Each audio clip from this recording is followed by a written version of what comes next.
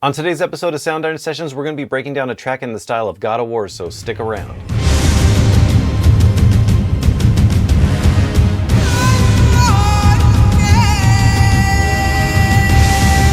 Hello again everyone and welcome back. This is Craig Peters here from Soundiron, and in today's video we're going to be breaking down a track that I wrote in the style of God of War. And God of War is an action-adventure game that's packed with tons of explosive gameplay, and the music definitely goes hand in hand with it. The game is based around ancient mythologies and follows the main protagonist Kratos, and since they recently released the game God of War Ragnarok, I thought it'd be fun to write something inspired by the music and just have fun putting something together that's super big and super epic. So let's just go ahead and dive straight into it. I'm going to play the track and then we'll start breaking down how I wrote it and the instruments that I used.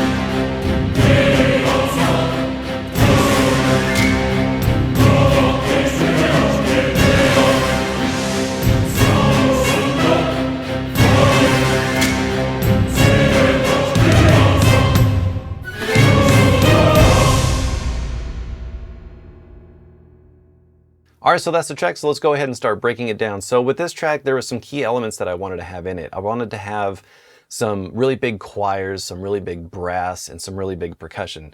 So if you listen to the God of War 3 soundtrack, which is one of my favorites, it's just a monstrous sounding soundtrack. And the way that they recorded it and put it all together and orchestrated it, it just sounds really huge, and I love that. So I wanted to have those kind of elements. But some of the other elements I wanted to include were some of the more like somber, kind of more like Norse Viking elements. And if you listen to the recent soundtracks for God of War, the stuff that Bear McCreary did, there's a lot of really cool sort of emotional aspects of the game soundtrack, and also stuff that has that very Norse Viking elements. I'm a huge fan of War Druina, so I love that kind of stuff. So I wanted to incorporate some of that kind of vibe as well. So with this track, there's a few different parts. It starts off very mellow and very kind of channeling some of that older Norse War Druina kind of inspiration, and then it starts to build, and then there's this little bit of a break where it just kind of builds and just letting the percussion really kind of do its thing, and then it really gets big and over the top. So at the beginning of this track, there's a few instruments that I used. One is a lyre, and this is in our ancient Greek strings. So if you hear this isolated, it's just repeated little melody, just kind of on a loop. And then I also have some other elements as well. I'm using this Venus legato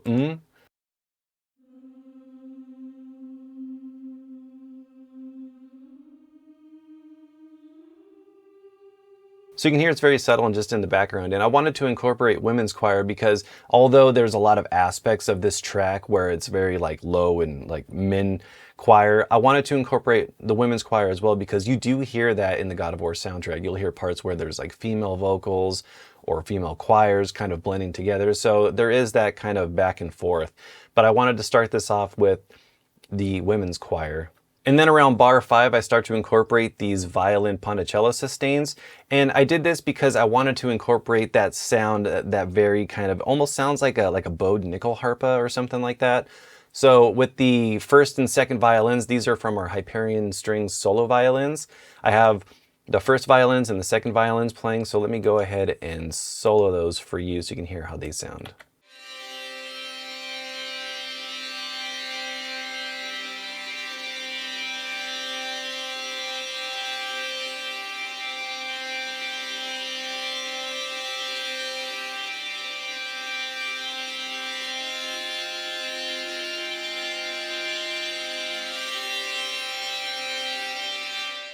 And I really love that sound, and I feel like it kind of sets the tone for that sort of like Norse vibe. And let's hear how all of this sounds together. And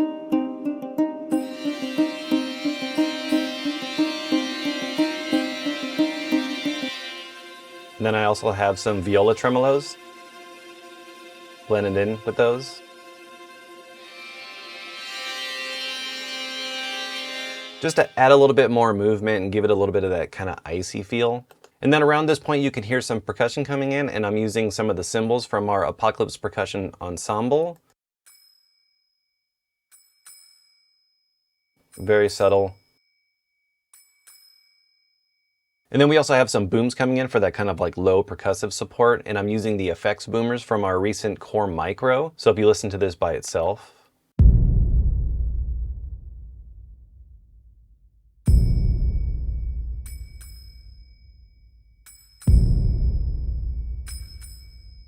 And then I also have some other percussion as well. I'm using our ancient Greek percussion, and there's some really cool percussive sounds that I think really fit this kind of vibe. So I have these sounds from the ensemble. I'm gonna go ahead and solo this for you.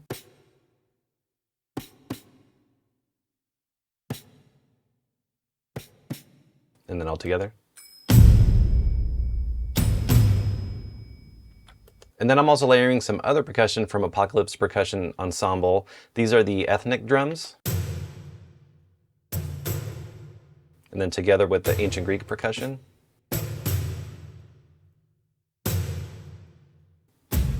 And then I'm starting to incorporate those ensemble bass and toms from Apocalypse Percussion Ensemble.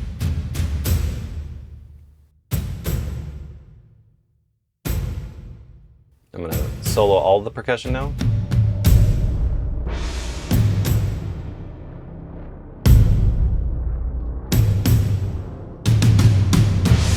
So you can hear it's really starting to get bigger and bigger as the track moves on. And just starting from little finger cymbals to then incorporating some booms and other ethnic percussion, and then really bringing in those ensemble bass and toms from Apocalypse Percussion Ensemble really helps kind of build and add that really low, thunderous kind of percussive sound. And then I'm also using some dole drums from Core Micro, and Core Micro is great because it has all these different solo instruments, and I was also layering these together. So on layer 1, I have the dole low, and then on layer 2, I have the dole high. And I'm just using this to layer with the other percussion. So if you hear this just by itself, and then layered with ape,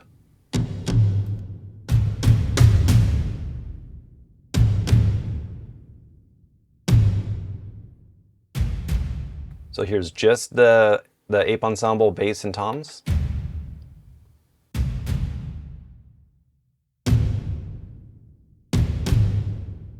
So with the dole drums, it's adding a little bit more of a higher sort of percussive sound.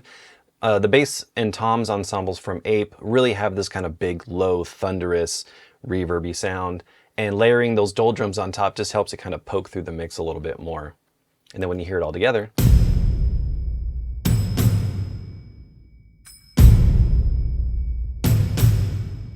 it just really helps make it sound like there's a big, just wall of percussionists, and that's what I was going for. And then bringing it back to the use of female vocals, I wanted to incorporate some really expressive solo female vocals, and my go-to for this was definitely using Francesca from Voices of Gaia. And some of her phrases are just like powerful and very bombastic, and I think we're really suiting for this type of track. So if we listen to just Francesca by herself,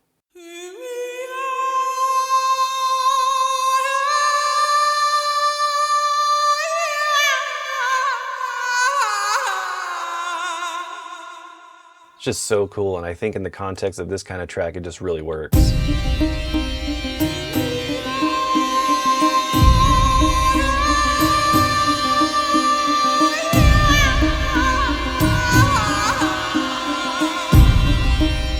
And you can hear I put a little bit of delay on her voice, and this was to give it a little bit more of that ethereal sound. I wanted to almost think of it like she was this sort of like Norse spirit that was kind of like singing from the mountains or that kind of thing. So I thought that would be pretty cool to, you know, give it that little touch. So around bar 18 is where the track starts to pick up a little bit more, and here I'm starting to bring in some other elements. I'm bringing in some choirs. I'm using our Requiem Light Choir, and it's mainly focusing on using the male aspects of the choir. I'm using the Marcato ensemble patch, which is great for just being able to program in different phrases, going from short to long. And then I'm also using some brass, as well as bringing in some more strings. And for this part, I thought it would be really fun to record myself doing some vocals on top of this male choir as well. So let's go ahead and check this out.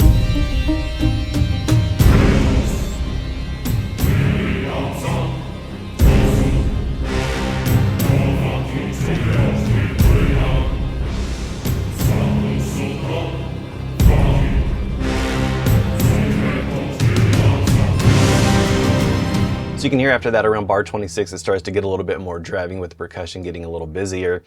But for the choir, let's go ahead and listen to just the Requiem Light Choir by itself.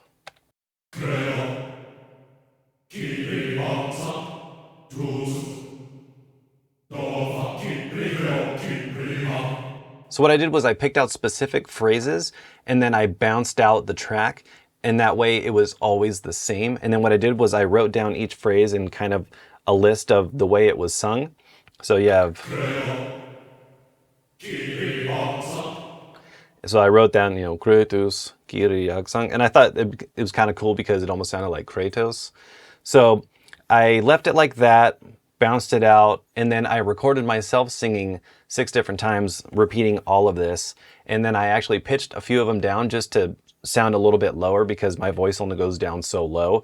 But I thought it would be cool to almost make it sound like there was a few different types of singers layered on top of this. So now let's go ahead and listen to just the real vocals. Kratos, Kiri, Aksang, Tosun, Dova, Krosokritus, Kiri, Sanctus, Sono, Fakru, Sokritus, Kiri, Aksang.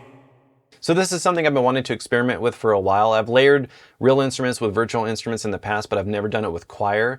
I've heard of some other composers doing it. I've heard Leo Berenberg in the studio that I did with him talking about doing it, and Catherine Dern. She's posted some videos on her YouTube channel showing how she's layered her voice with our Olympus choir, which is really cool. So I wanted to try it with our Requiem choir, and I think it really adds to it because you hear a little bit more of that individual, it sounds like a smaller group layered with a bigger ensemble. So let's go ahead and listen to just the Requiem Light Choir by itself again. So it has that big hall sound and then layered with the real vocals.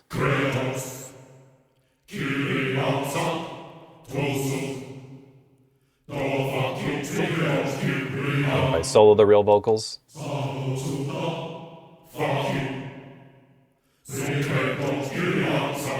So it just kind of adds a little bit more depth to it and just brings it to where it sounds like there's a little bit more of the men choirs kind of up front along with the ensemble in the back.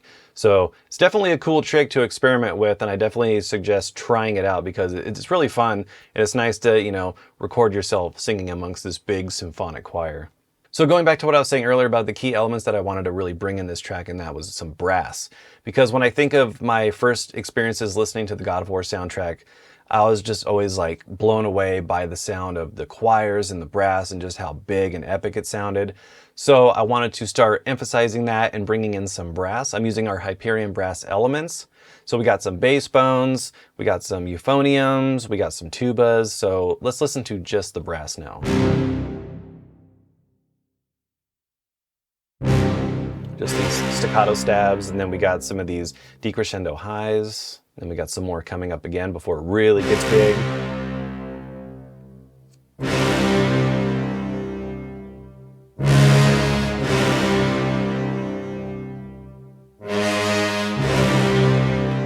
So I really love the sound of these decrescendo highs. They just have this very they come in really strong and then fade out. And I was trying to really capture that feeling of, when you think of the character Kratos and, when he walks in a room, he just kind of commands authority sort of thing. So I wanted to kind of have that with the brass to where it really sounded like he's coming in, it's about to go down.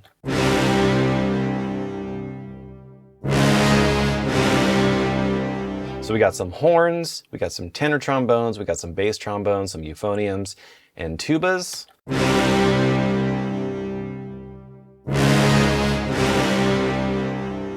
Now let's listen to that all together.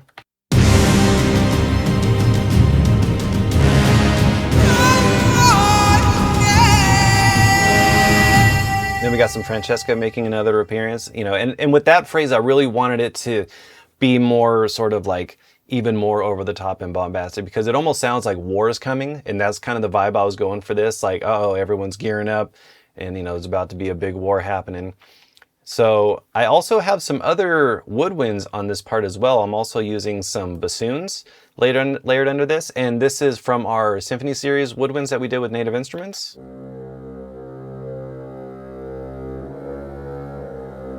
Let's listen to that with the brass.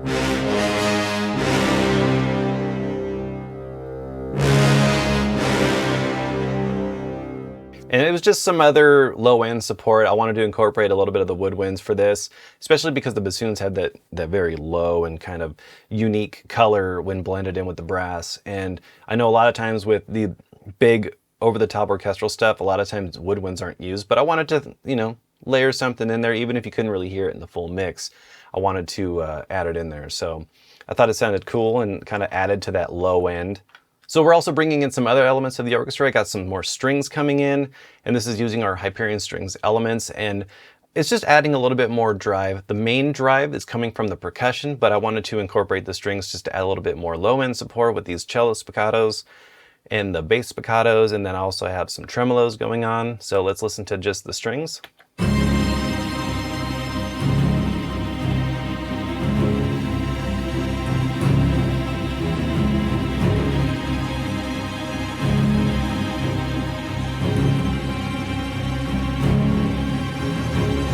So main drive is coming from the cellos and the basses, just doing these kind of boom, boom, boom, boom, boom. And then I got the viola tremolos and also some tremolos from the second and first violins from Hyperion string solo violins. So if we have just the viola tremolos, then we add in the second violins, and then the first violins. So now let's listen to just the first and second violins.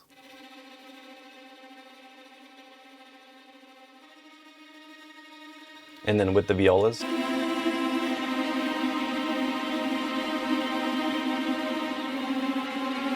And I like incorporating solo instruments amongst ensembles because it just helps add a little bit more detail to that. So I thought that was a nice little addition. So one more time, let's go ahead and hear all this all together.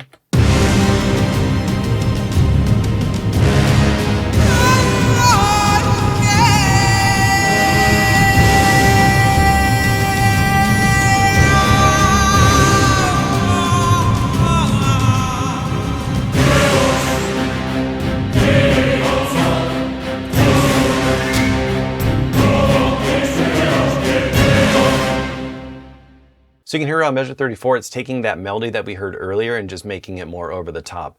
I'm adding in an extra layer of the choir, which is the women's aspect of the Requiem Light Choir marcato.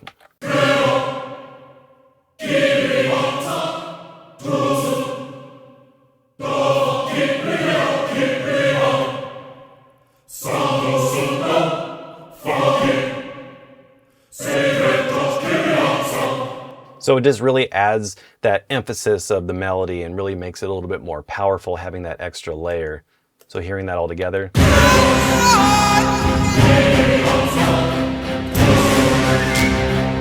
So you can hear what the brass is really supporting that choir, and you got the horn melody kind of.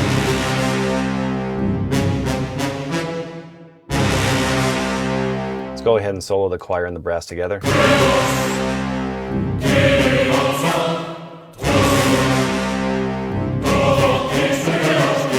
And then when you hear the bass trombones and the tubas coming in and really just kind of blur, it's just kind of like adding that extra layer of power on top of that.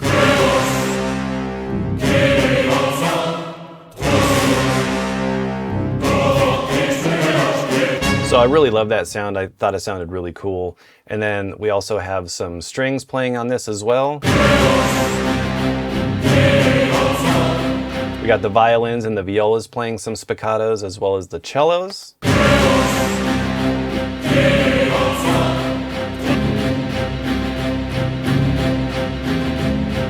So now the strings are a little bit more driving on this part. Before it was more supporting the percussion, but this part is more of the strings kind of really just kind of bringing more drive to this part, and also hearing it with the percussion as well. So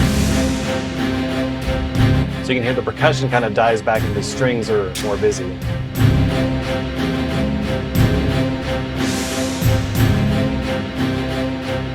Then we got some crashes, just emphasizing certain downbeats. Not a lot, just every few bars.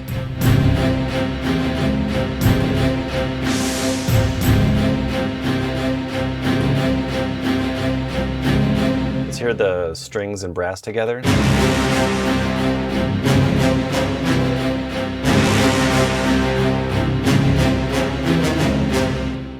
So during this part, you'll also hear these little woodwind flourishes, and I wanted to do this because there's a little bit more space in this part. Even though there's a lot of strings and brass, there's still some openings to be able to utilize some woodwinds.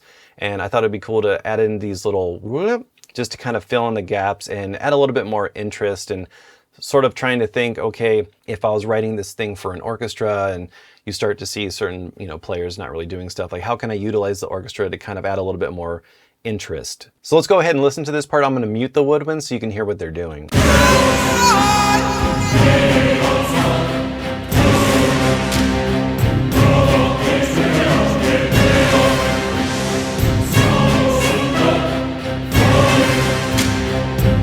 So it sounds cool, but I felt like there could be a little bit more going on just to kind of add a little bit more interest in between those spaces. So now I'm going to go ahead and unmute the woodwinds. Now let's hear what they're doing.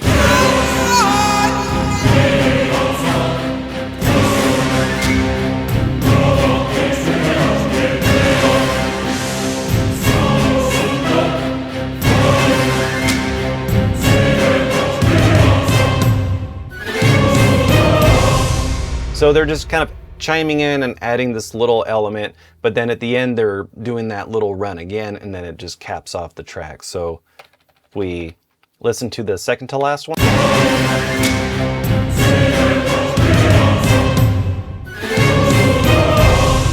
Kind of just finishes off with the brass and choirs, kind of capping off this like final phrase with solo the choirs. Then we got woodwinds. And the brass. And then the strings. But yeah, just pretty much trying to utilize the different aspects of the orchestra to give it a really full and powerful sound. So getting a little bit into the mixing, I figured I would talk about some of the reverbs I was using in case anyone was curious. So I'm using the Cinematic Rooms from Liquid Sonics, and I really like this reverb. It does a great job of just adding depth to the orchestra and really making it feel like it's in a room. So let's listen to just the strings and you can hear what's going on. This is the string verb.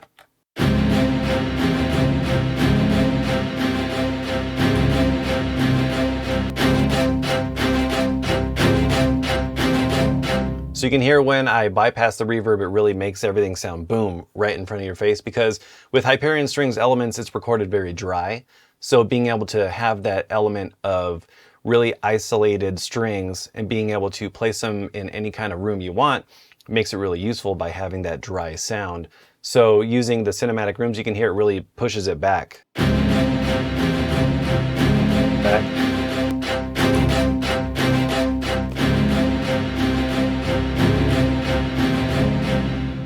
And I really like this reverb for that. It really helps it make it sound like it's in a hall, which is really cool.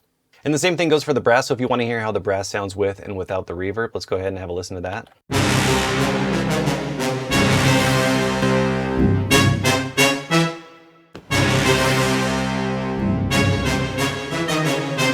And I just love that. It just like instantly makes it sound like it's in the room. And then playing around with the levels and the volume, you can really kind of make it sit a little bit more back in the mix. You can also play around with the pre-delay if you want to add a little bit of that, just to kind of simulate that real orchestral reverb sound. So for the strings, I'm using some virtual mix rack. I got this virtual channel on here, and then I'm also using a little bit of this custom series EQ.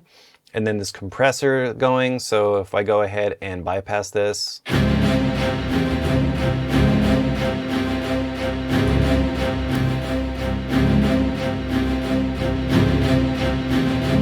so we got that compression, and this is kind of introducing a little bit of that analog sound.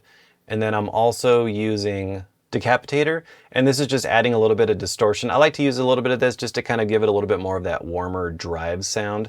So if we listen to it with and without,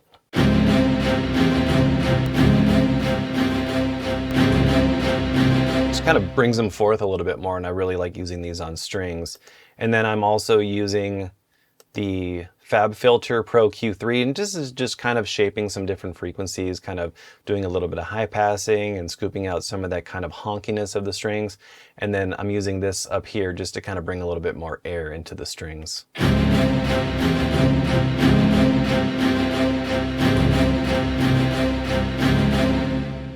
And then for the brass, I got some more virtual mix right going on. I got the virtual mix bus, the FGS, and I'm really cranking that to get that bright sound.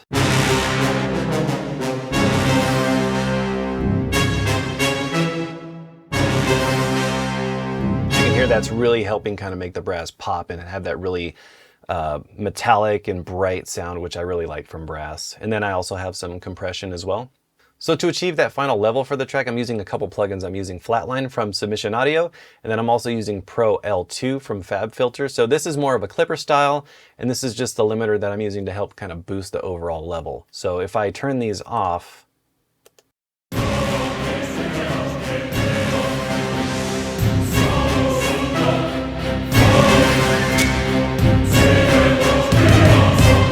so you can hear without these plugins, the volume sounds a bit lower, and using these really helps kind of bring it up to that level that more people are used to. And then I'm also using Gullfoss. I'm using the Gullfoss Master.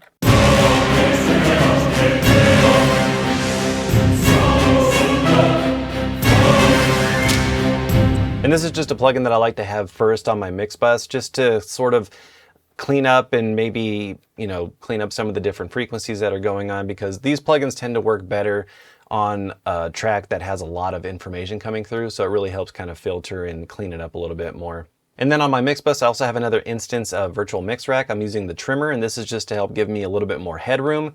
And then I have this virtual mix bus on here as well. And then I'm also using an instance of the SSL G Comp from Waves, and this is the compressor I always use on my mix bus. I just really love how it sounds, and it really helps just take the overall track and just kind of glue everything together. So if we listen to it with and without.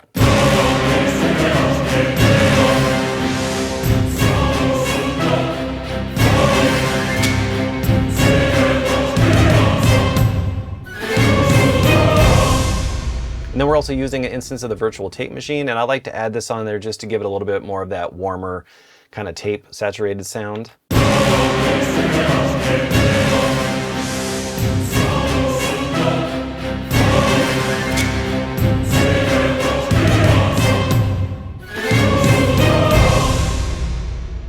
And then I'm also using an instance of the Pro Q3, and this is just adding a little bit more of that after the fact EQing just to kind of boost it a little bit and carve a little bit in the middle, and then add a little bit of a bump down here in the lows. Alright, so that about wraps up the Soundiron session composing a track in the style of God of War. If you'd like to learn more about the instruments that I used in this video, make sure to go to soundiron.com and make sure to save 50% off during our Black Friday sale. So some really cool deals going on, and you don't want to miss out. So thank you so much for watching. If you like this video, give it one of these, subscribe to our channel if you haven't already, and until next time, see you later.